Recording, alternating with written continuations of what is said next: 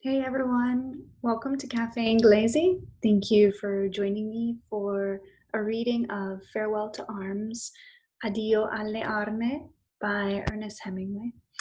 I hope you enjoyed chapter 1, and today we will be reading and discussing chapter 2. Last time we were introduced to a landscape that was changing because of the war in Italy. And I want to share a comment from one of our listeners, Michaela. Thank you for Michaela for listening and for participating in Caffè Inglese book readings. Okay, so Michaela wanted to share. I love the description from chapter 1, how an autumnal landscape can become a war landscape. From the first paragraph, this chapter reminded me of a famous poem by Ungaretti that is called Soldati. Si sta come d'autunno sugli alberi le foglie. Soldiers are compared to leaves on a tree, and this helps us understand how fragile life is. Thank you, Michaela. And this also reminds me, I think, of going back to perhaps Virgil and Dante that also use this same theme of autumn and the leaves falling and comparing that to people and our lives. Okay, so let's go ahead and get started with chapter 2. Chapter 2, in the beginning, sets up a contrast. And in chapter 1, we have an ending with disease, death, but in the next chapter we start with victory. So let me share my screen. Here we go. The next year, there were many victories. The mountain that was beyond the valley and the hillside, where the chestnut forest grew, was captured. And there were victories beyond the plain, on the plateau, to the south. And we crossed the river in August and lived in a house in Gorizia that had a fountain and many thick, shady trees in a walled garden, and a wisteria vine, purple on the side of the house.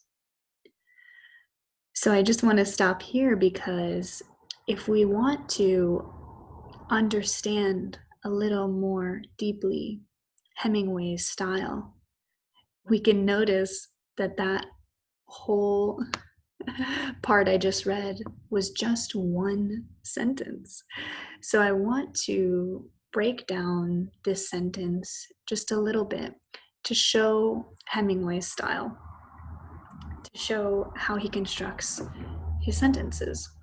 So let's take a look.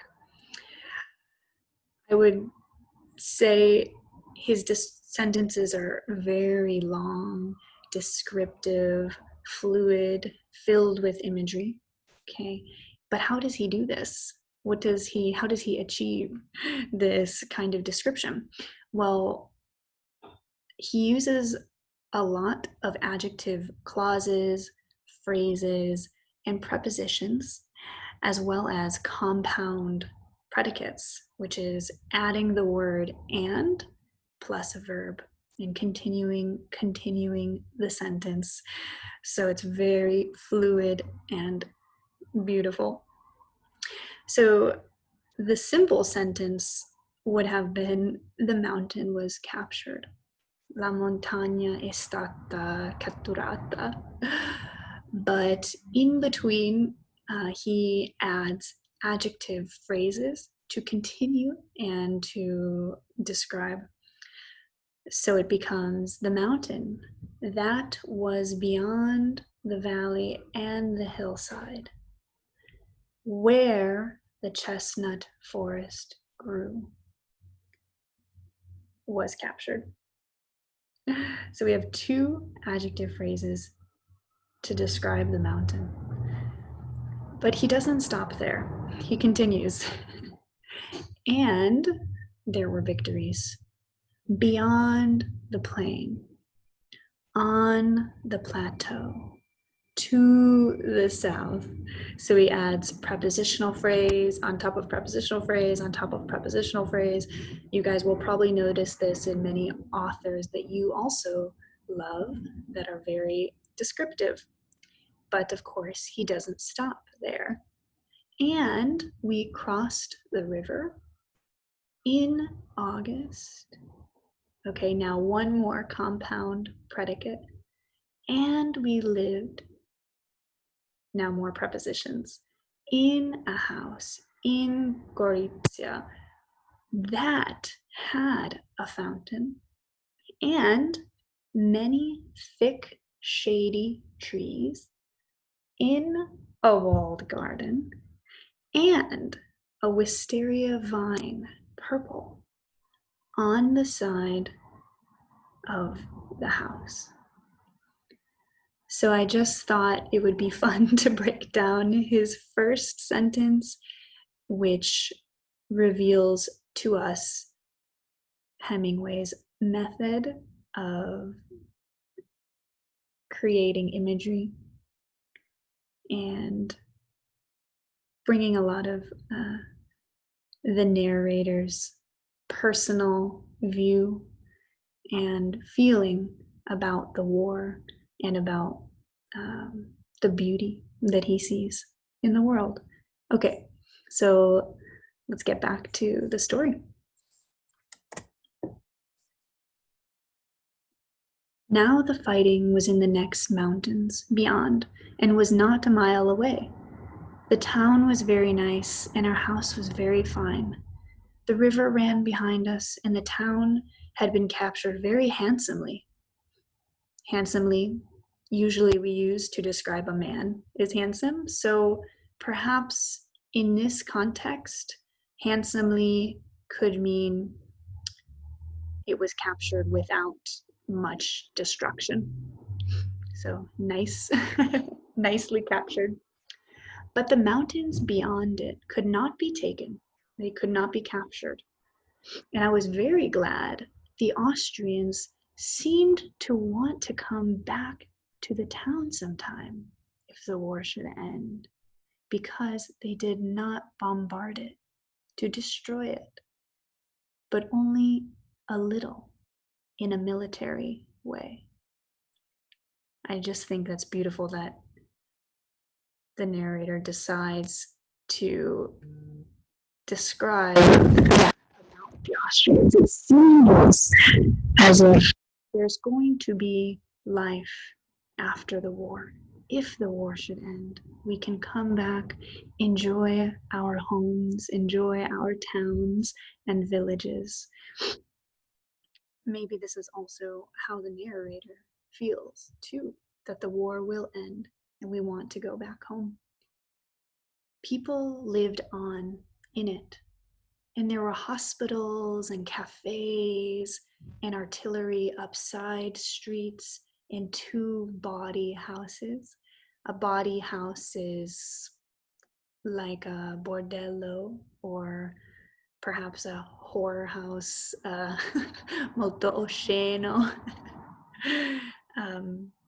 One for troops and one for officers.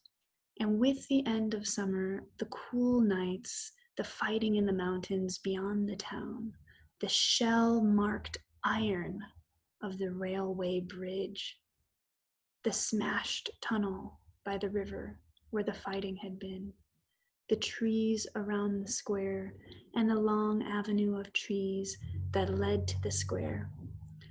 These, with there being girls in the town, the king passing in his motor car, sometimes now seeing his face and little long-necked body and gray beard like a goat's chin tuft. All these with the sudden interiors of houses that had lost a wall through shelling, through all of the gunshots, with plaster and rubble in their gardens, and sometimes in the street, and the whole thing going well on the Carso made the fall very different from the last fall when we had been in the country. The war was changed too. So that's also a very, very long sentence. And it shows us that the narrator is very aware of change. And this will be a huge theme throughout the story. People change, landscapes change, war changes.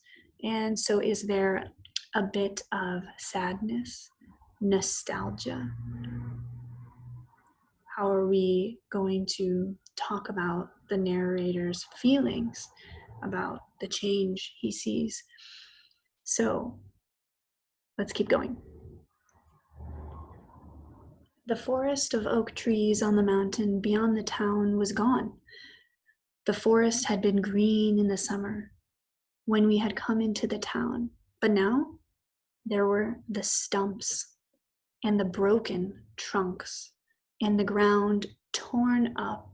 And one day, at the end of the fall, when I was out where the oak forest had been, I saw a cloud coming over the mountain. It came very fast, and the sun went a dull yellow.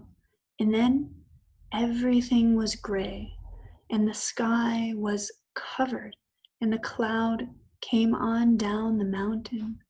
And suddenly we were in it, and it was snow. So he's very, very detailed about the seasons, the change of the seasons, and how it may represent the feelings on the inside of the troops and the soldiers, the snow, the cold, the gray, the clouds. The snow slanted across the wind. The bare ground was covered. The stumps of trees projected, they came out of the snow. There was snow on the guns, and there were paths in the snow going back to the latrines, the bathrooms, behind the trenches. The trenches, the holes in the ground. Later, below, in the town, I watched the snow falling. So this is just like the first chapter where he notices the leaves falling. He's very interested in the seasons. Looking out of the window of the body house. Okay, so he likes to go to find women. The house for officers, where I sat with a friend and 2 glasses, drinking a bottle of asti, and looking out at the snow falling slowly and heavily. We knew it was all over for that year. Okay, so the snow means that the fighting will stop, perhaps. So think about how the seasons impact the lives of the soldiers. Up the river, the mountains had not been taken. None of the mountains beyond the river had been taken. That was all left for next year. My friend saw the priest from our mess, the perhaps cafeteria, canteen, going by in the street, walking carefully in the slush, and pounded on the window to attract his attention. Okay, so there's a priest walking by. The priest looked up. He saw us and smiled. My friend motioned for him to come in. The priest shook his head and went on. Okay, so remember, they're in the whorehouse. They're in the body bordello. And the priest, of course, would not approve of this. And the priest is there for the soldiers. So he does not approve. But you know, soldiers, they probably don't care too much about religion at this point. So they probably want to get the priest to leave off religion and come on in to the bordello. That night in the mess, after the spaghetti course, which everyone ate very quickly and seriously, lifting the spaghetti on the fork until the loose strands hung clear, then lowering it into the mouth, or else using a continuous lift and sucking it into the mouth, helping ourselves to wine from the grass-covered gallon flask. It swung in a metal cradle, and you pulled the neck of the flask down with the forefinger, and the wine, clear red, tannic, and lovely, poured out into the glass held with the same hand. After this course, the captain commenced picking on the priest. So we have the main character, but also the captain. And the captain likes to make fun and tease the priest. So, I don't know, in Italian, maybe prendere in giro or scherzare. The priest was young and blushed easily. Blush is to, your face goes red, arrosire, and wore a uniform like the rest of us, but with a cross in dark red velvet above the left breast pocket of his gray tunic. The captain spoke pidgin Italian for my benefit, in order that I might understand perfectly that nothing should be lost. So pidgin Italian is, simple Italian. Priest today with girls, the captain said, looking at the priest and at me. So this probably makes the priest feel uncomfortable, but the soldiers, they love this kind of humor, making fun. The priest smiled and blushed and shook his head. This captain baited him often. He teased him often, made fun of him a lot. Poor priest. Not true? Asked the captain. Today I see priest with girls. No, said the priest. The other officers were amused at the baiting. Priest not with girls, went on the captain. Priest never with girls, he explained to me. He took my glass and filled it, looking at my eyes all the time, but not losing sight of the priest. Priest every night, 5 against 1. Everyone at the table laughed. You understand? Priest every night, 5 against 1. He made a gesture and laughed loudly. The priest accepted it as a joke. Okay, so now they're going to move on to talk a little bit about the war. The Pope wants the Austrians to win the war, the major said. He loves Franz Joseph. That's where the money comes from. I am an atheist. Atheist, someone who does not believe in God. Did you ever read The Black Pig? Asked the lieutenant. I will get you a copy. It was that which shook my faith. So he was once religious, but after reading Black Pig, said, no more. There is no God. It is a filthy and vile book. Terrible book. Cattivo, said the priest. You do not really like it? It is very valuable, said the lieutenant. It tells you about those priests. You will like it, he said to me. So what does it talk about, the priests? Perhaps how they are corrupt, how they are just as sinners as regular people.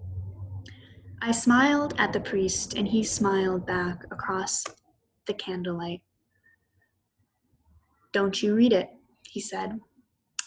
I will get it for you, said the lieutenant. All thinking men are atheists, the major said. Everyone who has a brain. How can you believe?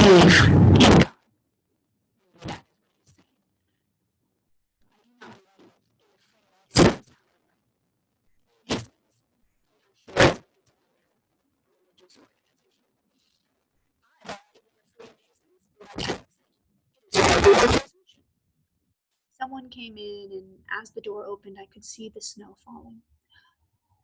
There will be no more offensive now that the snow has come, I said. So everyone else is talking about religion, women, and the narrator is still thinking about the snow. Certainly not, said the major. You should go on leave.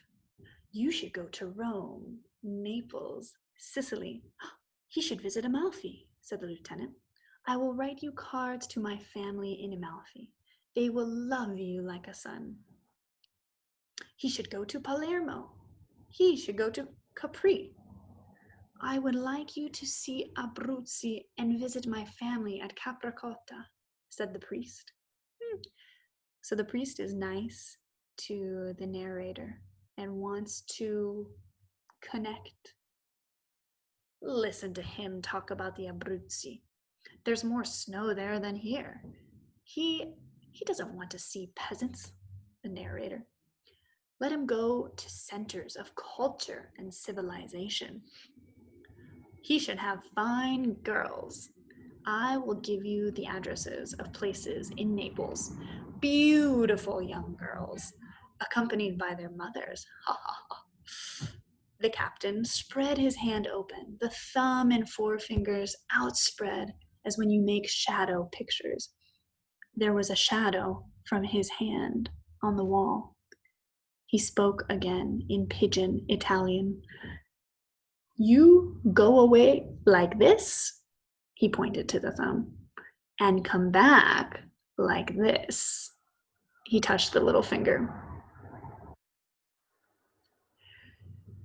Everyone laughed. Look, said the captain. He spread the hand again. Again, the candlelight made its shadows on the wall. It's weird, strange how the narrator is so interested in these small details. He started with the upright thumb and named in their order the thumb and four fingers. Sottotenente, the thumb.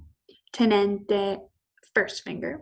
Capitano, next finger. Maggiore, next to the little finger. And Tenente Colonnello, the little finger. You go away sottotenente, you come back sotto colonnello. They all laughed. The captain was having a great success with finger games. He looked at the priest and shouted, every night, priest 5 against 1. They all laughed again. So these troops have body humor. You must go on leave at once, the major said. Everyone thinks the narrator should go see Italy. I would like to go with you and show you things, the lieutenant said. When you come back, bring a phonograph. Bring good opera discs. Bring Caruso. Don't bring Caruso. He bellows, like he yells. Don't you wish you could bellow like him? He bellows, I say he bellows. I would like you to go to Abruzzi, the priest said. The others were shouting, there is good hunting. You would like the people, and though it is cold, it is clear and dry. You could stay with my family. My father is a famous hunter. Come on, said the captain. We go whorehouse before it shuts. Good night, I said to the priest. Good night, he said. Okay, so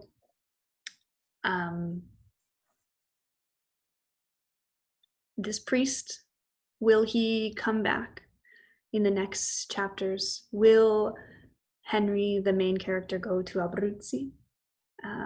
will this be a story about faith, about religion? Is that why the priest is coming in?